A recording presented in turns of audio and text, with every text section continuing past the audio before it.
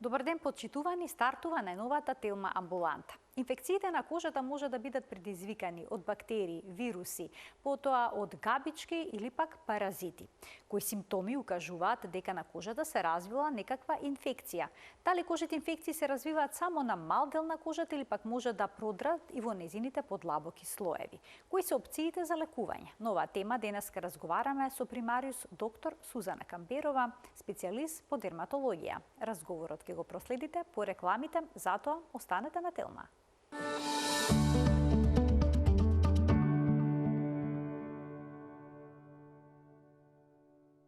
За инфекциите на кожата денеска разговараме со примариус доктор Сузана Камберова, дерматолог во ПЗУ доктор Камберова. Докторке, добре дојдовте во Телма амбуланта и добар ден. Добар ден, Марија, благодарам на поканата. На нашата кожа живеат бројни микроорганизми, бактерии, вируси, габички, понекогаш и по некој паразит, но исто така кожата и доаѓа во контакт со различни микроорганизми кои што не создаваат никаков проблем. Па во кој момент може да се јави некаква инфекција? Да, во право сте, значи кожата, односно ние луѓето живееме во една, така да речам, заедница, симбиоза со голем број микроорганизми кои се дел од нас, од нашата кожа и од натрешноста, меѓутоа и секако и од кожата.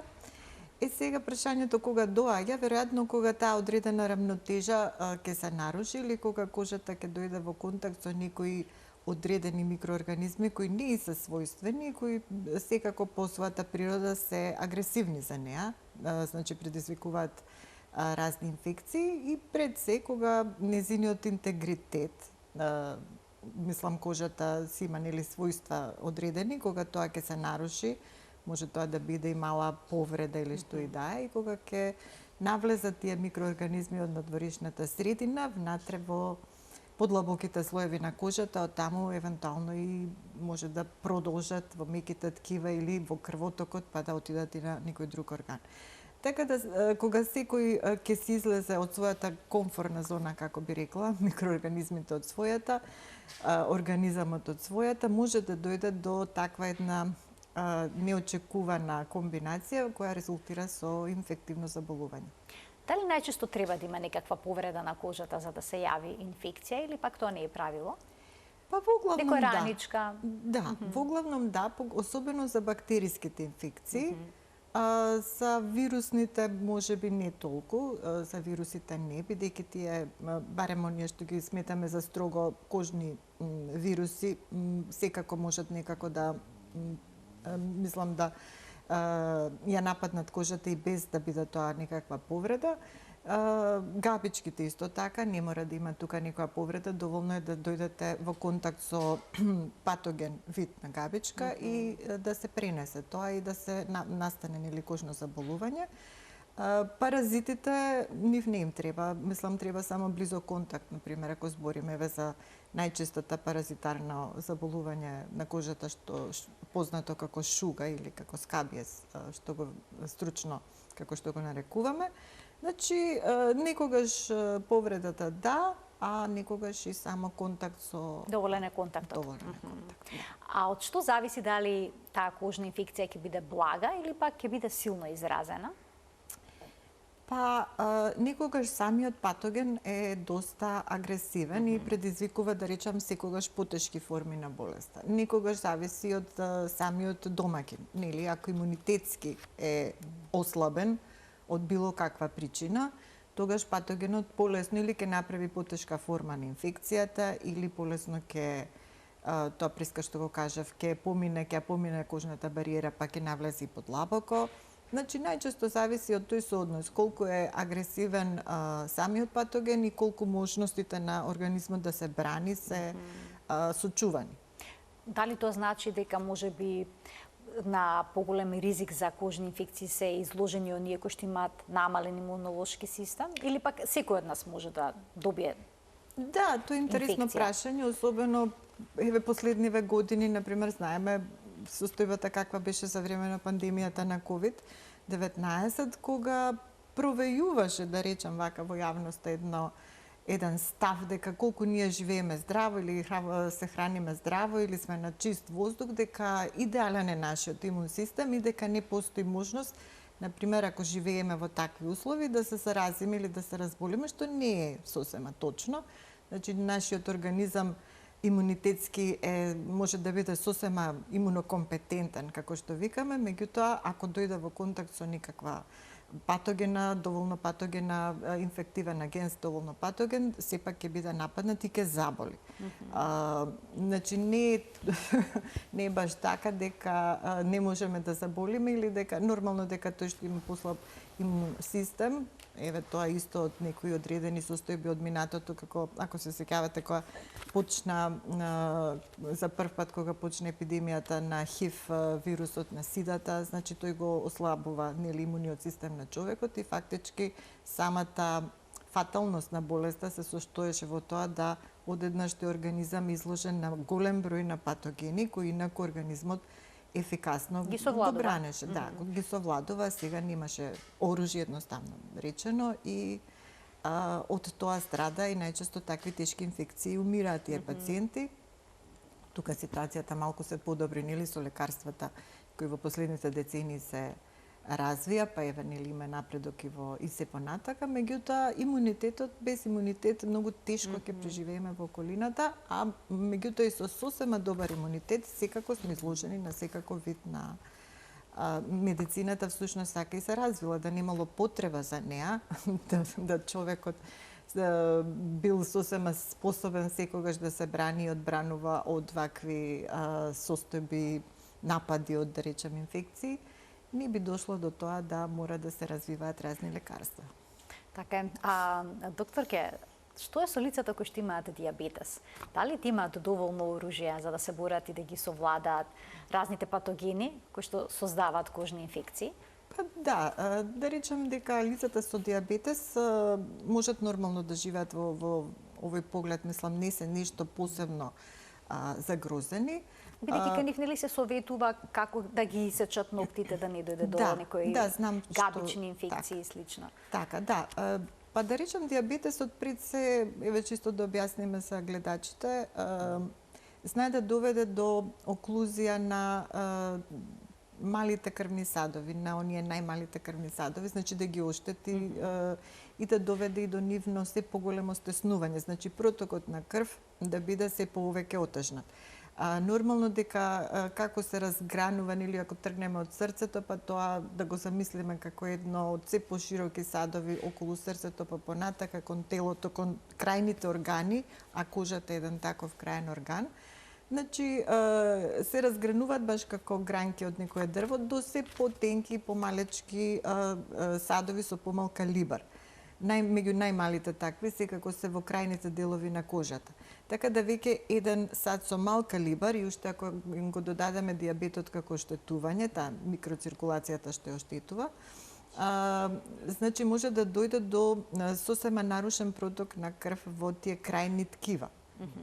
Тука настануваат проблемите. Едноставно не се исхранува значи добро тоа ткиво, а тоа често се тие крајни делови или делови кои онака страдаат од слаба циркулација, тоа се стопалата, најчесто стопалата, нели? Таму и ради самата гравитација потешко знае никогаш крвта да циркулира, да имаме отоци, ако имаме послаби сврзни ткива, па самиот зид да биде послабо да пумпа, така да речеме дека во тој контекст се уште повеќе ослабува циркулацијата и може дури да дојде до оштетување, да одумре некој дел од ткивото, кожата.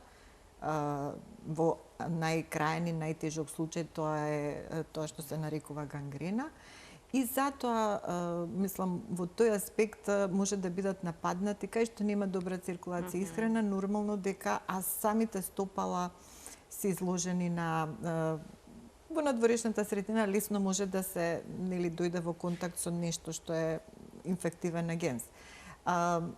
Поради таквата лоша циркулација и самите ногти страдаат.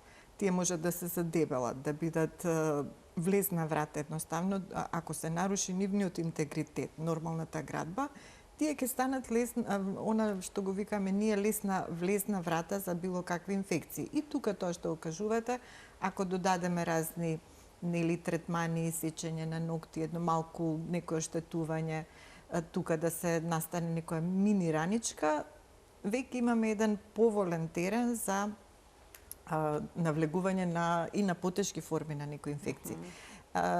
Нормално дека препораката тука секако е да се одржува што подобра, мислам, да биде контролиран диабетот, не значи дека секој што е диабетичар веќе ги има овие последици. Тие се некои, сега не би рекла можда терминални, ама да речам Во напредната фаза, кога е болеста? Да. Или кога е неконтролиран добро шекерот во крвта? Кога е долго време неконтролиран добро, да. Голем дел нели од пациентите, не знам колку, верувам дека внимаваат, меѓутоа нели среќавам во праксата доста често и пациенти кои малку не внимаваат веќе низ храната ако се ставени на некоја терапија и така натака, меѓутоа хронично тоа не е нешто што веднаш ќе го забележите, меѓутоа постепено нели страдаат на сличен начин како кожата, страдаат очите, страдаат бубрезите. Тоа е. А што е кај лицата што се здрави, но имаат, да речеме, прекумерна телесна тежина? Дали има тие поголем ризик за развој на кожни инфекции? Или пак возрастните лица, старите лица? Дали возраст е ризик фактор? Па, од пракса, сега би ви го одговорила тоа прашање, не сум приметила нешто особено да е тоа, мислам, од имунитетска страна. Може би кај по-обезитните пациенти, значи они што имаат прекумерна телесна тежина, во летните месеци, например, кај нив повеќе има некои состојби кои ги нема кај другите. Например, таа прекумерна тежина доаѓа до некои формирање на некои набори на кожата. Например, ако стомакот поголем, па малку виси, за така да го објаснам тоа најобично, нели? Се трие со долниот дел од кожата, на бутовите или под мишките, например, доаѓа до прекумерно потење, можда, значи, они едноставно ради таа тежина прекумерна и самата градба на таквото тело можат да имаат повеќе влажни места каде што кожата во принцип, ако се трие кожа од кожа, знаете, се мацерира, викаме, значи се разранува, се разјадува. И таквата кожа веќе не е она што треба да биде, значи се го губи својот интегритет и станува влезна врата повторно. Тука најчесто прво почнува со едно лесно воспаление, на кое најчесто гледаме накалемена кандида. Габичка. Да, тоа е нели квасница една која ја има исто по кожата и по слузниците, внатрешните органи, мислам слузниците на кожата, меѓутоа ако се прекумерно намножи може да доведе до патолошки состојби. Верувам дека секој е слушнал и се сретнал со кандидата како поим. Пред се тоа, меѓутоа и разни површински бактериски инфекции. Овие години последните со, мислам, малку патологијата порано кога работев на клиника, можеби толку не беше во делот таа патологија, таквите пациенти не беа на клиника, бидејќи ги се решаваа во пониските институции на системот во секундарна некојаш и кај матичен лекар, меѓутоа вака во приватната пракса гледам доста воспалени фоликули, цисти, значи кожни инфекции кои лесно се прават само од жешкото време. Значи доволно е тоа. Вела дека летниот период најчесто се јавуваат кожните инфекции. Дали е тоа точно? Зошто е така? Дали можеби користењето во тој период на базените, езерата, може песокот на плажа, докторке, да биде извор на зараза? Ретко. Ретко? Да, ретко. Мислам, сладките води како што се реки, езера, базени? Нормално ако не се доволно пречистени, меѓутоа да, можно ако се сега загадени. Меѓутоа вака во некоја најнормална просечна, да речам, туристичка дестинација, да кажам, ретко доаѓа до тоа да водата, меѓутоа влажната кожа. Потењето всушност е проблем. Имаме два фактора кои допринесуваат да се размножи нешто, можеби што е било веќе на кожата, стафилококот е еден таков, значи не треба Златниот стафилокок, за него зборувате? Да, тоа стафилокок ауреус. Сега имаме подвид нели на стафилококот малку порезистентен, познат како мрса, има една повообичаена форма нели што може да се сретне и во одредени заедници, групи, така натака, во болници, има што е многу резистентен, меѓутоа има еден друг кој што е многу почест. Да, и се наоѓа може да се најде, често на како изолат на брисот од нос. Да, и таму може да се најде, меѓутоа не мора да е тој резистентниот, инаку знае, тој е како клицоносител и ако работите во одредени нели во суштина тој би требало да се третира или да се обично со локална терапија, не мора да се земаат антибиотици, меѓутоа, например, еден здравствен работник или еден работник во индустријата за храна никако не сме да... Таму не би смел да биде присутен. биде Но тој може да биде дел од нормалната флора на кожата. Тој е дел од нормалната флора на кожата. Сега, видите, имате кожа и кожа, нели? Ние сметаме дека е тој вообичаено во некоја одредена количина присутен, меѓутоа не е патоген. Тука имаме една абсурдна ситуација исто и во праксата, можам тоа да го нагласам, затоа што има нели дерматолошките болести знаат често да бидат хронични, досадни, повторувачки, да ги смирите па пак да ви се вратат. Еве екцемите како алергиски кожни реакции или реакции како на воспаление на лојни жлезди, имате се такви екцеми кои се значи воспаленија предизвикани од лојни жлезди, дал посуви, дал посочни, свеедно.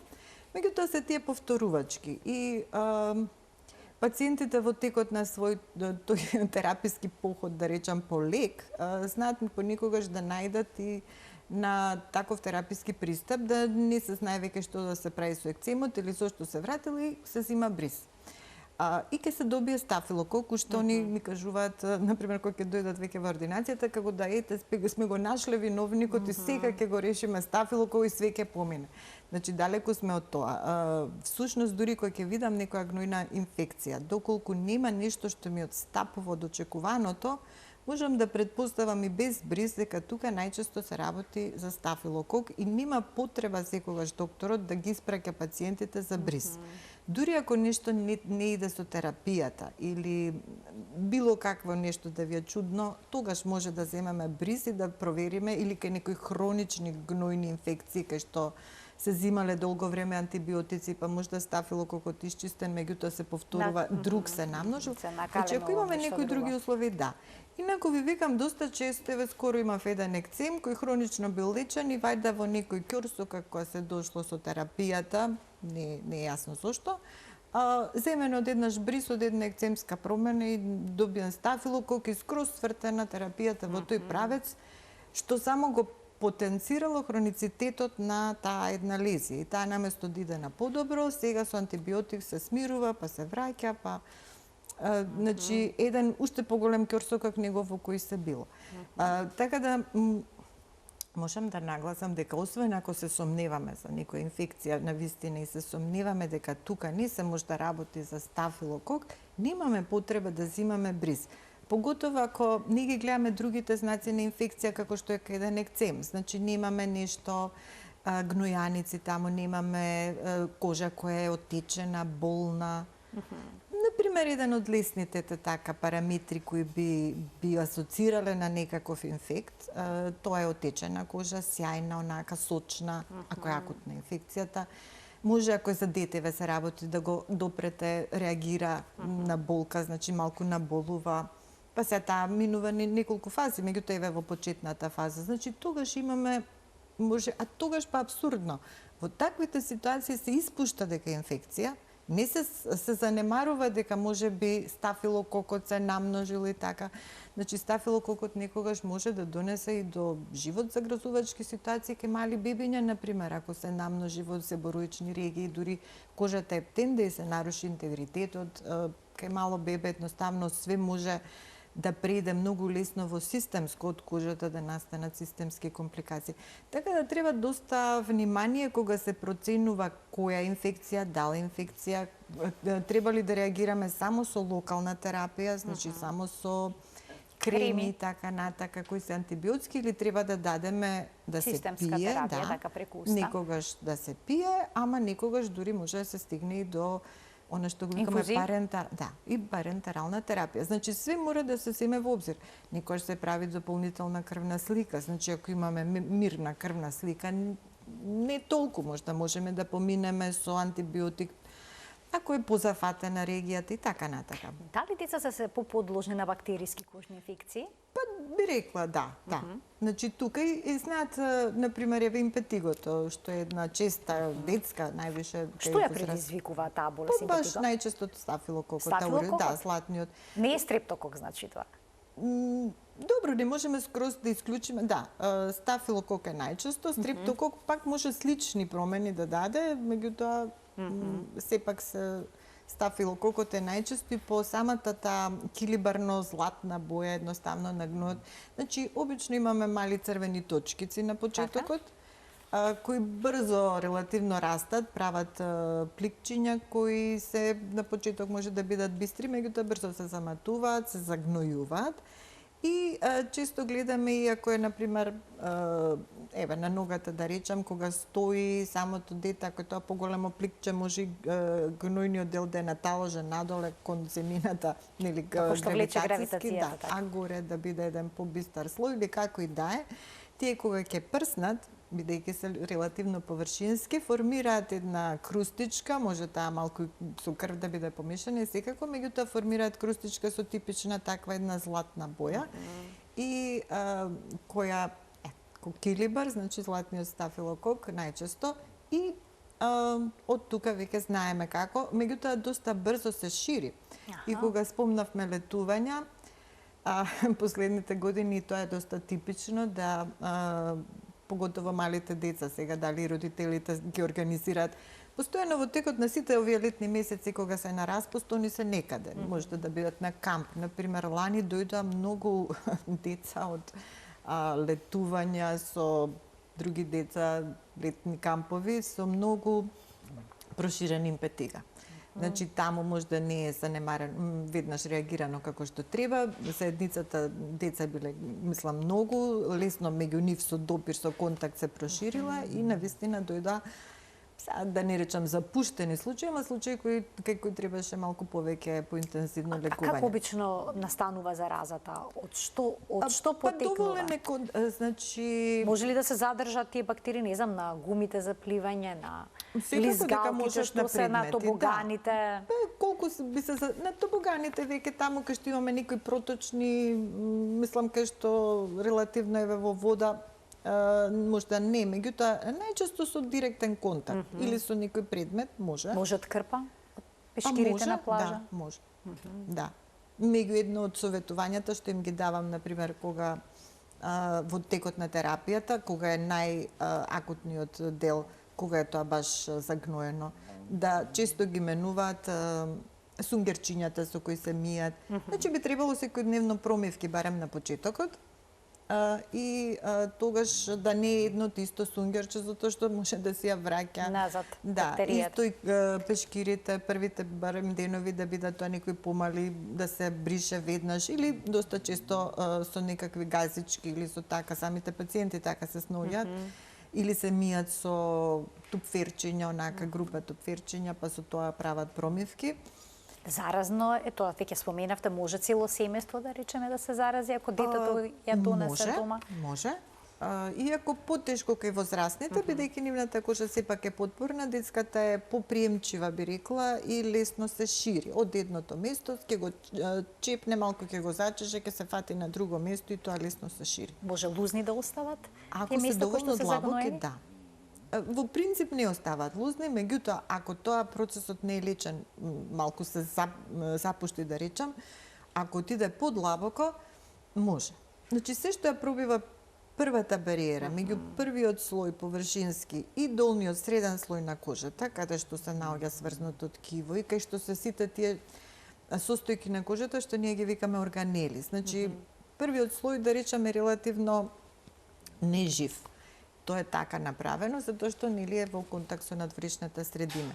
Па имаме една мембрана и веќе вториот слој е доста полн со тие органели, лојни жлезди, потни жлезди, влакненца, коренчиња, сето тоа е таму сместено во една маса од сврзно ткиво. Тоа сврзно ткиво, ако таму настане дефект, значи ако се спушти голем процес и остави празнина како ќе заздрави, тогаш сврзното ткиво ќе си го пополни и од тој сато имаме лузна. Нели некогаш и овчите сипаници, например, ке мали деца, нежни кожи, вајда процесот се спушта долу и може да ви даде лузна. Ако остане во површинскиот дел, нема да имате лузна. Веќе ги споменавте овчите сипаници, би преминала малку на вирусни инфекции, може. Овчите сипаници, значи, може да предизвикаат пликчиња на телото, но по прележувањето, години по прележувањето, овој вирус може да се јави како херпес зостер. Да. И како изгледа херпес зостерот кога ќе избие на кожата И која е причината што кај некој ќе се яви, а друг човек никогаш нема да има ваков проблем по прележување на овчи сипаници? Да, интересно прашање. Значи, не верувам дека имаме целосен одговор, меѓутоа се сметаше порано, така се поклопуваше тој со праксата, дека одредена возраст веќе, нели, пред се имуниот систем попушта, или да објаснам. Значи, секој оне што ја прилежал овчата сипаница, секако вирусот никогаш не го напуштил целосно. Значи, живе во нас вирусот, притаен? Да. Најчесто, бидејќи тој е неуротропен малку вирус. Освен по кожата, нели системски дава и другите органи ќе ги чепне, меѓутоа кај деца тоа не е забележливо затоа што они лесно ги поминуваат вирозите. Кај возрасен веќе, ако сте имале прилика да видите возрасен со овча сипаница, знаете дека тоа е многу потешко заболување за еден возрасен организам. Овде има една изразена неуротропност. Викаме, значи го сака нервното ткиво. Например, трудница, ако не прилежала овче сипаници, ако се разболи, индицирано е дури да го абортира, да прекине блеменоста, да. Затоа што може да се роди дете со доста невролошки секвели.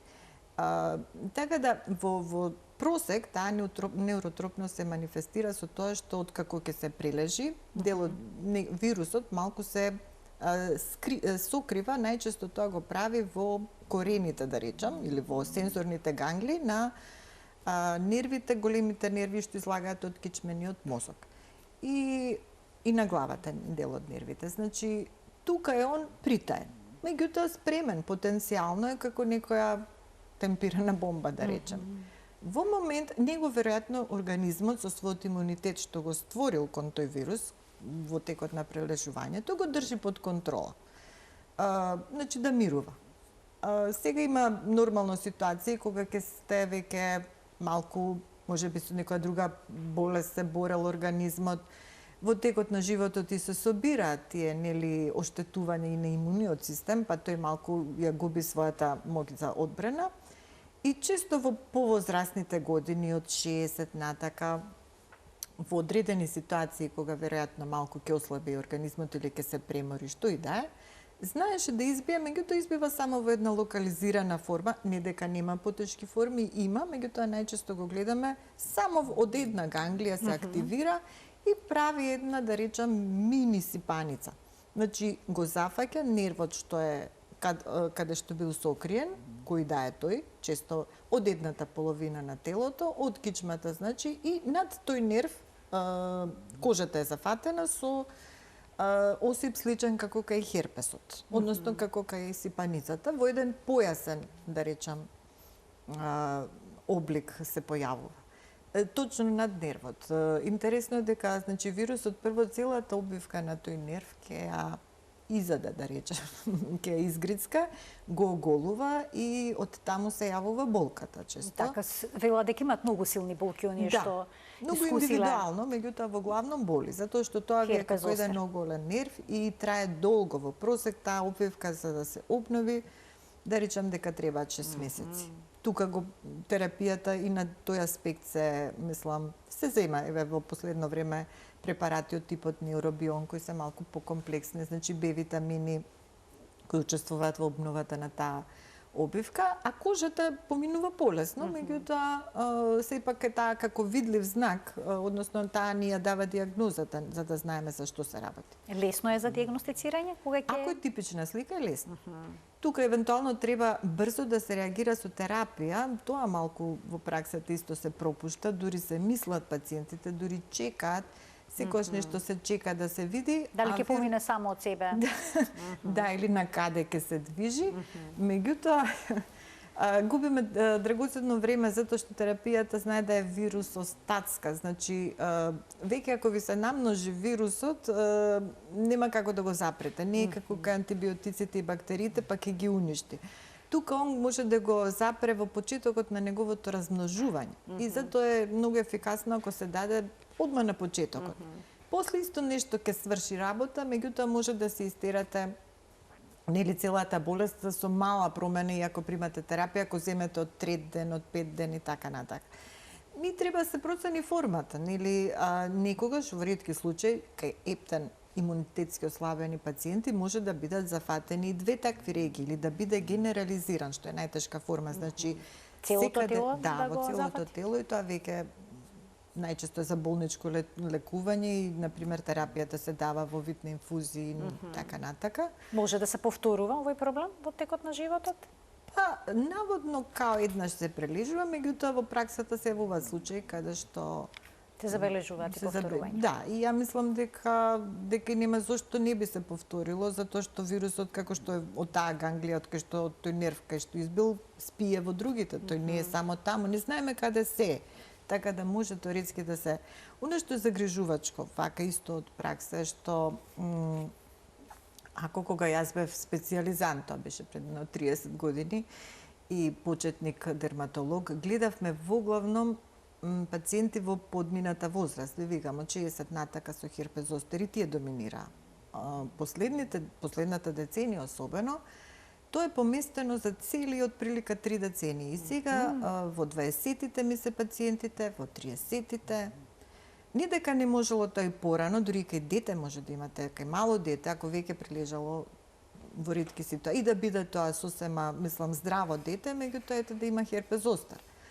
Ама загрижува фактот зошто организмите на помладите луѓе едноставно се некако заслабени и тоа да многу. Затоа да, очигледно треба да се размислува за имунитетот. Значи точно, дури по предпоставка кога ќе ми влезе пациент, ги имаше многу и во текот на пандемијата, тоа малку го со односот го измеша, затоа што ковид вирусот некако го расчисти теренот и му даде шанса баш на целата таа група херпес вирус. Имаше многу и херпес зостер и други форми на херпес вируси кои инаку ги гледаме, меѓутоа не се толку чести колку што беа, поготово 2020-2021. Мислам дека 2021 на почетокот секој втор пациент имаше веројатно живеевме под голем стрес, завелат и дека стресот го ослабува имунитетот, очигледно повеќе фактори се во прашање.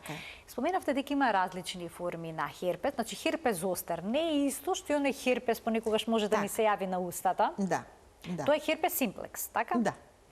Сега, кога обично се заразуваме со херпес симплекс и како се може да се манифестираат инфекциите со овој вирус?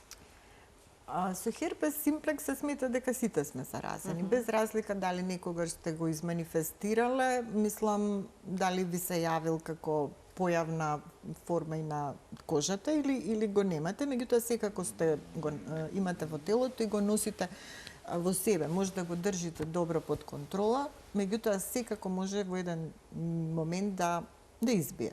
Тоа може нормално да се потврди ако се направи анализа, например, да се направат антитела против херпес симплекс вирус, верувам дека секој од нас ги има. Затоа што скоро е невозможно да не дошол во контакт со тој вирус и да не се заразил. Има луѓе кои се повеќе склони да прават и манифестни облици на таа херпес симплекс инфекција. Херпес симплекс е првиот вирус, таа цела група херпес вирус има доста, има форми, например, 6-ка седмица, мислам, беше хуман херпес вирус, каде што имаме едни детски осипни грозници со температури. Па имате една исто доста релативно честа петриазис розеа жибер се вика уште од порано опишана, па и таа се врзува со некои од формите на херпес вирус. Значи, ова со зостерот и варичелата, тоа е варичела зостер вирус. Значи, херпес вирусите се доста голема група на вируси, меѓутоа ова е меѓу најпознатите се овие почетните. Се од симплекс вирусот има форма 1, форма 2. Единицата е тој што почесто ја гледаме на кожата и што ви викам со која скоро секој од нас е заразен, а двојката е генитален. Тој е малку различен и не го има сепак секој. Значи не е ист, тоа е добро да се знае. Па не е ист, да. Ако се веќе постои зараза со, да речем, генитален тип и таа веќе некое време од заразата, имате и антитела кон тој вид на, ако се направи анализа на крв, во крвта ќе се најдат антитела кон херпес вирус 2. Оно што од праксата малку некогаш е проблем, ако херпес вирусот единица, тој што најчесто ние го врзуваме со промени на устата, се прошета и се појави на некое поинакво место. Фактички тој не мора да е врзан стално за лицето или за таква некоја регија и може да се јави секаде, и тоа го имав често неколку пати дури во пракса, да, например, самиот единицата вирус се локализира генитално и да даде забуна. Затоа што ќе се направи, не може секогаш само со клинички преглед да се биде многу сигурен, например, или сакаме да го потврдиме за да дадеме терапија, и ќе се направат антитела и тие ќе искочат негативни, например, за гениталниот херпес и а овие секако ви се позитивни за единицата и тука сте осудени да мора, ако сакате да го докажете, да правите PCR техника, значи да се земе бриз директно од промената, да се види дали се работи за херпес вирус единица. Таму на таквата локација, што е малку поскапа анализа и така. Меѓутоа, неколку пати во праксата тоа ми се покажало дека фактички херпес вирусот единицата едноставно отишол на таа локација. Зошто, како, може би случајно се поклопило, може да самата таа регија била и самата, тоа е полуслузница, слузница, поминува низ некоја, да речам, иритација, посува, што и да е, па затоа се јавил. Меѓутоа немаме одговор. Може да биде на грбот, да се јави на нога, каде сака, на глава. А кои се можностите за лекување кога станува збор за вирус? За лекување, значи тоа е само лимитирачка болест, да речам, си поминува веќе и само од себе, ако не е некоја комплицирана форма, така да не секогаш и мора. Тоа нели го знаеме што одавна.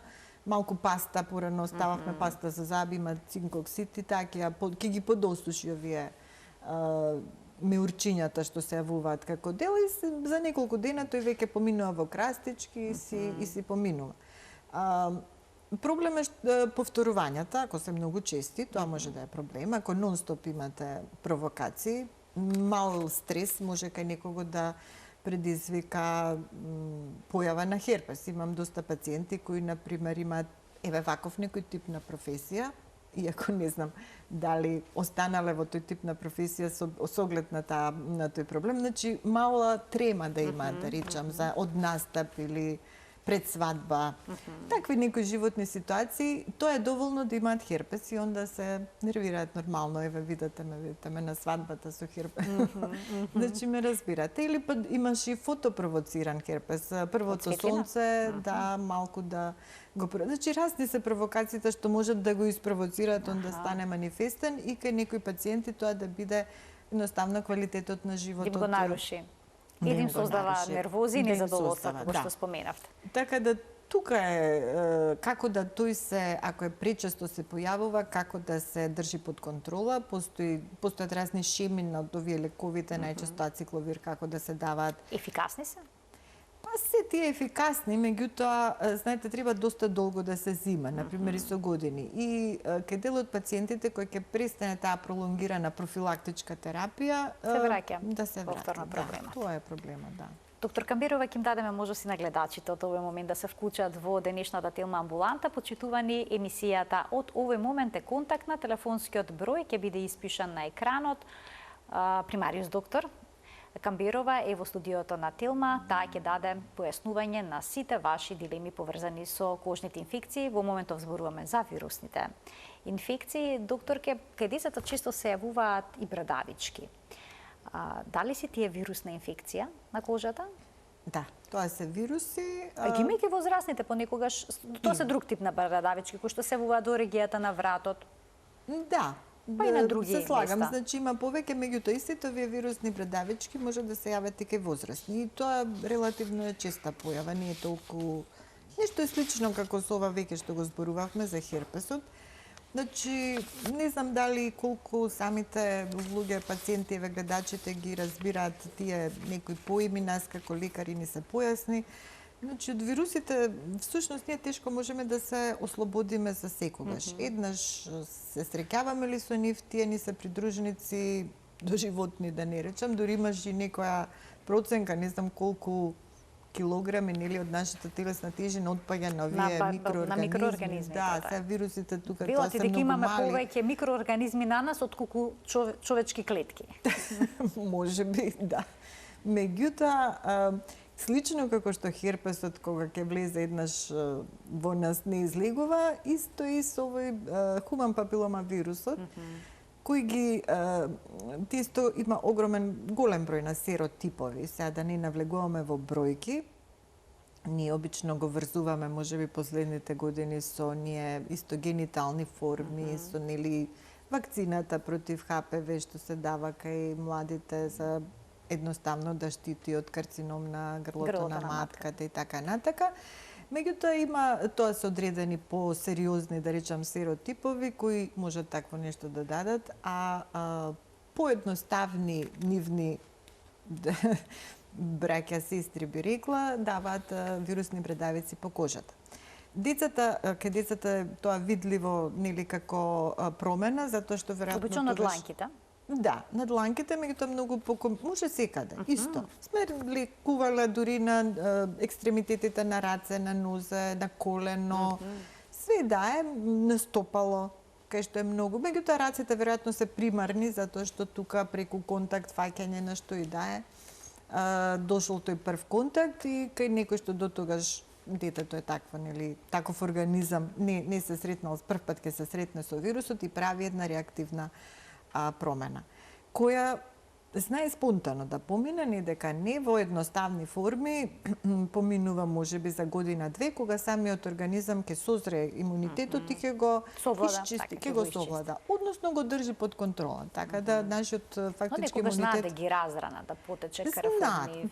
Да, тие сами по себе се такви промени, кога се гледаат под микроскоп, станува јасно, тие се едни вегетации, ги викаме, целите се како прсти нагоре кренати од кожата и полни се со капилари и лесно знаат да прокрварат.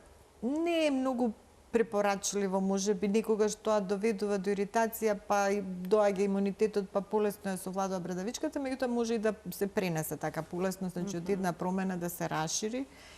И доста тешко знае да биде лекувањето кај кожи што се нежни, еве рацете кои премногу се мијат, да речем, суви раце, веќе кожата е недоволно отпорна и овие бредавички на таква кожа знаат да траат доста долго да бидат упорни за терапија. Бара посветеност. Ви викам, нека и секого ќе помине, поготово ако имаме голем број на бредавички. Ќе проговориме за терапевтските можности доколку се упорни бредавичките не се повлекуваат. Имаме гледачи кои што чекаат да се вклучат во програма, ќе им дадеме предност. Добар ден за првиот од нив. Добар ден. Ало? Ве слушаме во програма, сте повелете. Само слабо ве слушам, јас да го појачам ова. Не, никако немојте да го појачате телевизорот, следете следете кој разговорот преку слушалката, немојте да го појачувате тонот на телевизорот, напротив треба да го намалите, а ние одлично ве слушаме и го очекуваме вашето прашање. Вака, сакам докторката да ја прашам. Јас имам многу флеки по кожата, имам сува кожа. Овие флеки ми се појавени може пред едно 30 години. Тогаш во Русија експлодираше една фабрика со хемикалии. Јас бев на одмор во Струга и после тоа ми се појавија мене флеките од и кажува и докторите дека можно е од воздухот, од каде ги имате флеките? Каде се флеките? На лицето, на рацете, на кој дел од кожата? Не на лице, него по најпрво под така над градите, под градите. Под градите. После со време тоа се ширеја, се размножува и неколку пати ми се големи со течен азот. Меѓутоа пак се појавуваат. Така, и се повеќе, сега и на грбот ги имаат. Така, што може да се преземе во вашиот случај? Ви благодарам за вклучувањето. Веројатно ова не се класични флеки, туку се... Да. Предпоставувам дека се работи за нешто што го викаме кератози. Кератози, така. Да, себороични кератози, можеби малку оние кожни кесички фиброми. И тие настануваат баш типично во вакви регии. Меѓутоа, сепак треба да постои, многу е често тоа, значи една склоност на кожата. Сметаме дека тоа е некој вид генетика. Значи се пренесува во фамилијата генетика за настанување на таков баш тип на промени. Бенигни се секогаш скоро, мислам, нема вака здравствен ризик од нив, меѓутоа знаат да бидат непријатни, нели, поради тоа што се еве во регијата под градите постојано се изложени на влажна кожа, се мацерираат, се разрануваат. Треба да се види, воглавном знам дека спомна пациентката дека се горени со течен азот и тоа е едноставно наједноставниот и најефектниот начин како и да ги тргнете. Дури и на ласер да отиде пациентката или на некоја еве посовремена метода да се примени, тие потенцијално можат да се вратат. Затоа што условите им се тука и генетиката постои. Ама ако добро се тргнат во еден акт, мислам, кога ќе се почне се заврши до крај сето тоа, и потоа се пази да се одржува, посува кожата под градите, значи или некоја нова малечка ако се појави пак да се истретира, не би дошло до така нивно повторно бурно намножување. Понекогаш тука и метаболизмот има некое влијание, значи зависи градбата на тело, што и да е. Иако и кај пациенти со прекумерна телесна тежина имам вакви ситуации, меѓутоа имам и кај пациенти кои се навистина сосема многу дури кахектични, да не речам слаби. Значи не е тоа примарно, иако ако постои поголема телесна тежина, влагата и триењето да прават поголем проблем. Значи, треба прво да се тргнат повторно и во таа регија да се одржува една поефикасна сувост, да, или малку медицинска хигиена, може би рекла, за да тие не се вратат. Така. Имаме уште гледачи. Ќе ги замолам да бидат што поконкретни со прашањата во интерес на времето. Добар ден за следниот од нив. Ало. Повелете. Јас сум во програма. Да, вие сте. Одлично ве слушаме, повелете. Добар ден. Кога беше короната, последната вакцина, ме слушате? Да, ве слушаме, одлично. Така. Кога беше короната, последната вакцина, третата, ја прими во крајот на февруари месец. Во март месец ми се појавија полно по телото, прво како брунчиња, после тие брунчиња поминаа како меури и црвенило околу меурите, што многу чешање, претерано чешање. И зедов мас бетаметазон. И со таа мас, штом ќе почеше да ме чешат, ги мачкав само да не ги осеќав чешањата. Така. Тоа помина по нозите најповеќе, на стомахот, дури и под вратот. На лицето и на дланките не. Од тогаш навакај, секоја есен и секоја пролет во многу големи количини, а през годината помали. Например, 2-3 на нозите или на раката негдека. Но во одреден период од годината побурно се појавуваат. Голема количина на такви. Дури меури, црвенило, се трудам да не ги чешам. Така. Ме интересира докторката да каже. Така, нејзино мислење, иако сигурно не е едноставно ова вака, како што го пишавте преку телефон да добиете диагноза, но сепак еве некои насоки, докторке, што би советувале во овој случај? Да, ја слушнав гледачката. Први, дефиницијата меур не е многу јасна. Значи, од искуство меури никогаш пациентите го опишуваат она ние што го викаме уртики или она што во народот е познато како копривњача.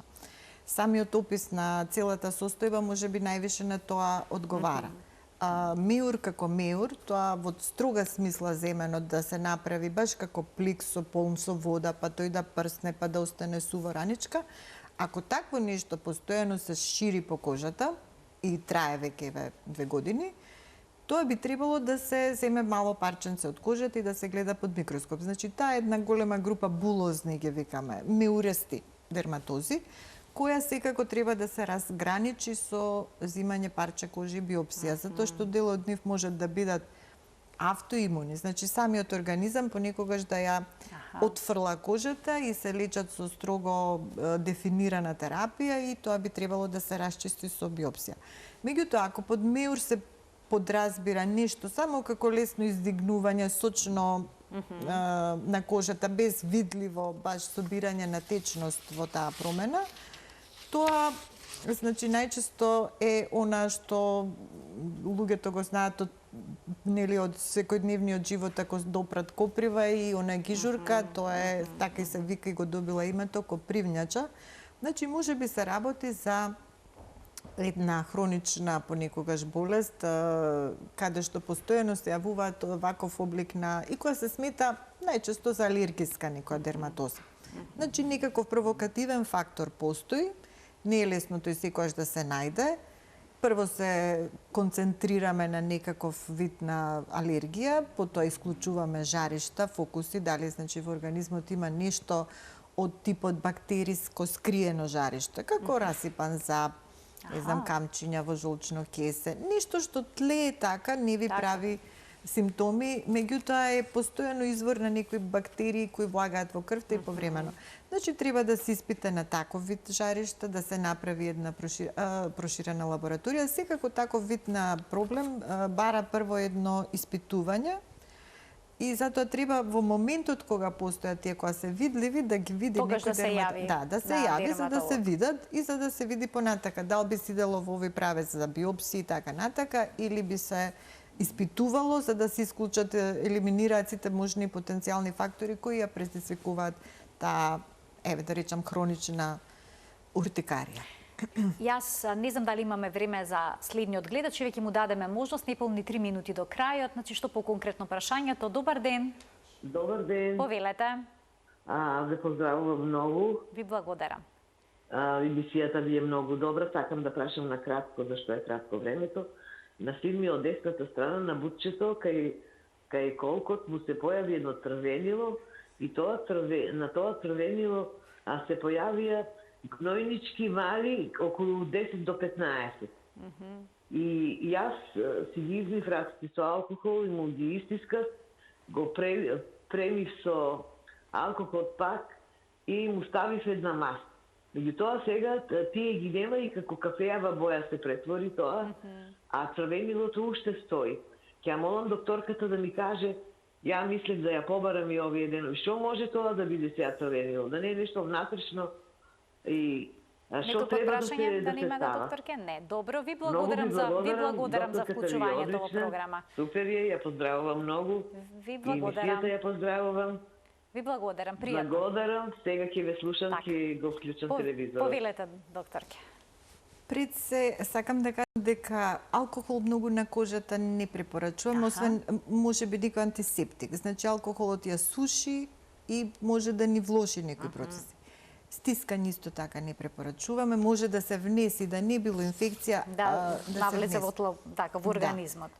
Ова сега што, како што е опишано кај тоа, ситни брумчиња као со водичка на мала површина, да речам 2 на 3 сантима, од прилика кажувам, може би да е и херпес, овој симплекс баш што зборевме. Бидејќи бројни меурчиња како грозд, знаете, како баш така ги опишуваме гроздасто, едни до други, ситни меурчиња може да бидат најчесто знак на херпес. Може да биде и почетна бактериска инфекција или па сега да се внела со ваквите третмани, со стискањето поготово, секогаш сум против било какво стискање на промена, па може да се внесе инфекцијата подлабоко. Така да, ако стои црвенилото не се повлекува, мора да се види. Значи, не е чудно што уште стои, меѓутоа знака дека не поминало што и да е тоа воспаление и без многу други манипулации да се види од дерматолог, да се исклучи нешто, дали е бактериско и така натака. Значи, задолжително преглед кај дерматолог. За жал, да, морам така да одговорам. Немаме време за превенцијата, ама еве хигиената треба да се одржува на поинтензивно, сапун и вода. Но да не се претерува, споменавте дека ако се претера може да дојде до проблем. Да не се претерува и сепак многу промени од кожните, така некогаш кога ќе имаме промена, се воздржуваат пациентите да ја мијат. Во принцип треба, затоа што под крустите, ако не мијате нешто што е сочно, ќе формира круста. Крустата стои и како некој капак одоздола се множи гнојно воспаление. Така да лесно миење дури на повредени, загноени ранички се препорачува, ама да не се претерува со здравите места, како што се рацете и така, за да не ги пресушиме. Докторке, ќе ве очекуваме повторно во студиото на Тилма. Ви благодарам. Ви благодарам многу за денешното гостување. Благодарам. Почитувани денешен гостин во Тилма амбуланта беше примариус доктор Сузана Камберова, дерматолог. Ви благодарам за вниманието со кое што не следевте. Пријатно.